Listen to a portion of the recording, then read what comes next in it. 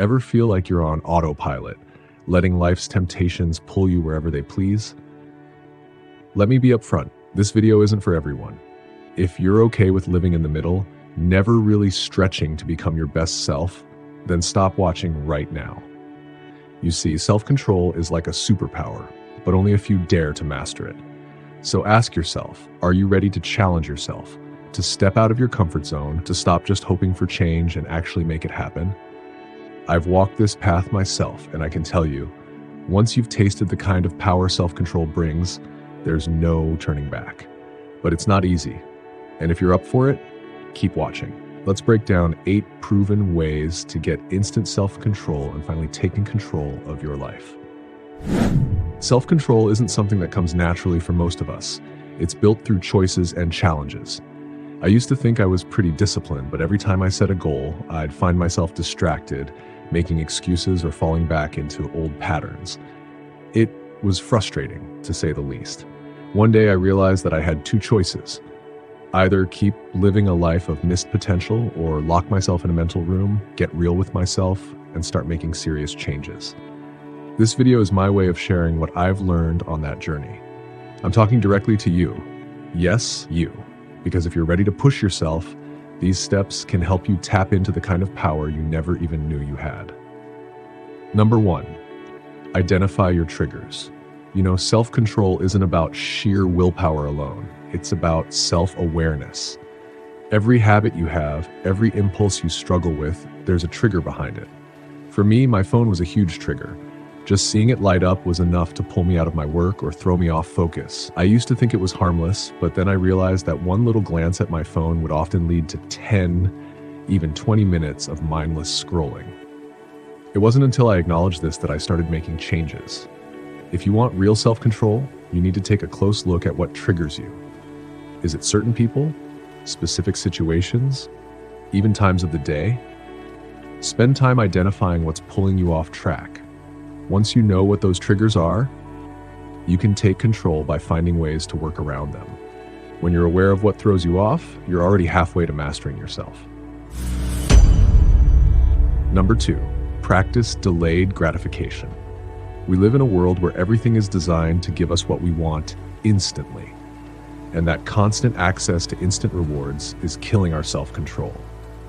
Here's the thing.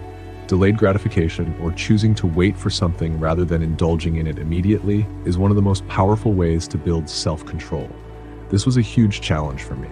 I remember challenging myself not to check my phone notifications for just 1 hour.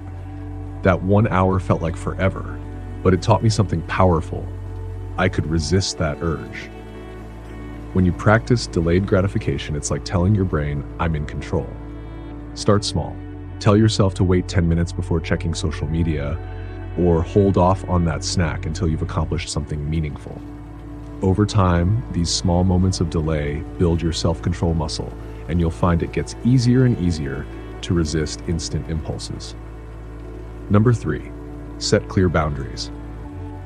This one is personal because I've always been the kind of person who struggles to say no. I used to tell people I'm always here if you need me. But in reality, being always here meant I was never really present for myself.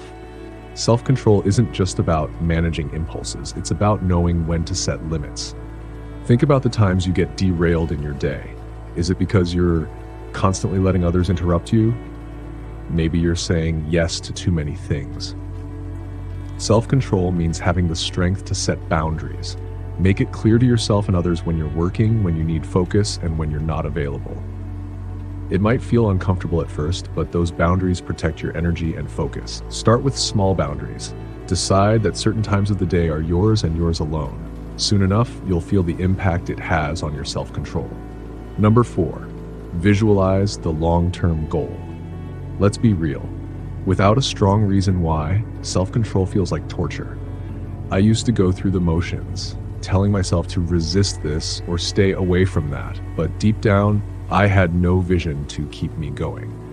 That all changed when I sat down and asked myself, who do I really want to be 5 years from now? That was a game changer. I wasn't just resisting things anymore. I was working toward a future I genuinely wanted. Take time to picture your future self. Imagine what it feels like to live with the strength, focus, and freedom that self-control gives you. See the life you want to build, down to the details. Once you have a vision that excites you, self-control becomes a tool to reach it, not just something that stops you from indulging in temporary pleasures. This visualization practice will give you a sense of purpose that fuels your self-control. Number 5, challenge your comfort zone. Here's a hard truth. You won't grow if you stay where you're comfortable. Self-control strengthens in moments of discomfort. A few years ago, I challenged myself to run an extra mile on my usual route. That one extra mile felt like forever, but by the end, I had unlocked a new level of resilience. Pushing through that discomfort didn't just make me fitter, it reminded me that I was stronger than I thought. Try something new every week, something that stretches you. It could be waking up an hour earlier, speaking up in a meeting, or pushing yourself in a workout. Every time you step out of your comfort zone, you'll find you have more strength than you realized. This is where self-control becomes second nature. Number 6, practice mindfulness.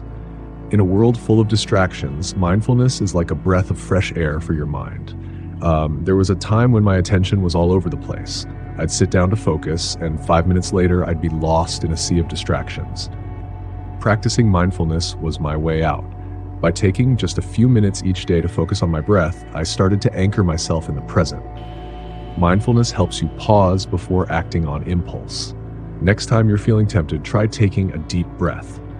Notice the thoughts running through your mind and acknowledge them without acting on them. This practice not only builds self-control, but also helps you become more aware of what you truly need versus what you want in the moment. Just a few minutes a day can make a huge difference. Number 7, find an accountability partner. Self-control can feel lonely, especially when no one else is on the same path. But accountability can be a game changer. I remember struggling with a goal until a friend stepped in to help me stay on track. They'd check in, remind me of what I was working toward, and wouldn't let me off the hook easily. It's like having a mirror that reflects the version of yourself you're working to become. Choose someone you trust, someone who believes in your potential. Let them know about your goals and ask them to check in on your progress. When you have someone else invested in your growth, you'll find it much easier to stick to your commitments. This added layer of responsibility can supercharge your self-control. Number 8, commit to a daily self-discipline ritual. Self-control doesn't come from a single grand gesture. It's built through small, daily practices. For me, I started a nightly reflection where I'd review my day, check if I stayed aligned with my goals, and set intentions for the next day. This ritual became a cornerstone of my self-control. Pick a practice that resonates with you. Maybe it's a morning exercise routine, journaling, or a few minutes of meditation. Whatever you choose, make it non-negotiable. This daily commitment signals to your brain that you're serious about your goals. Over time, this small act of discipline creates a ripple effect that transforms other areas of your life. You've heard the steps, and now it's time for a decision. Self-control isn't just a trait you can pick up and put down. It's a commitment, one that separates those who achieve greatness from those who settle for mediocrity. So if you're ready to stop being average, lock the door, make these practices a priority, and let the transformation begin. You have the tools. Now it's time to put them to work. Don't let this video be just another thing you watch. Let it be the start of something different. Dare to commit, dare to control, dare to transform. And hey, if you're up for a serious challenge and want to transform yourself within this winter, I've got another video lined up for you. Check it out, and let's keep pushing boundaries together.